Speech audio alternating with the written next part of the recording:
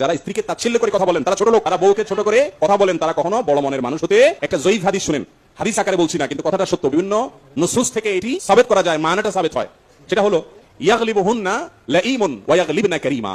ইয়াগলিবুহুন্না লাঈমুনের মানে হলো তারা ভদ্রলোক, তাদের বউরা সবসময় তাদের উপরে জয়ী থাকে। সবকিছুতে বউর কথা, বউর সাথে তর্কে পারে না, বিড়ালের মতো থাকে। বউ সবসময় দাপট জাহির করে, হ্যাঁ হ্যাঁ করে, ছোট বাচ্চার মতো বাবুর মতো সাইজে থাকে। এটা ভদ্রলোকের আলামত।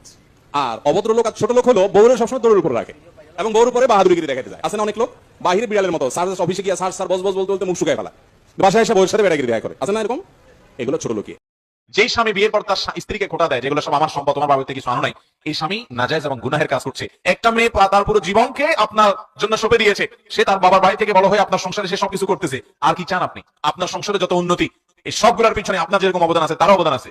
বিধায় মেয়েদেরকে ছোট করা, তাচ্ছিল্য করা গুনাহের কথা। আর মেয়ের বাবার বাড়ি থেকে যৌতুক নেওয়া এটা হারাম। এই যৌতুক খাওয়া এটা কবিরা গুনাহ।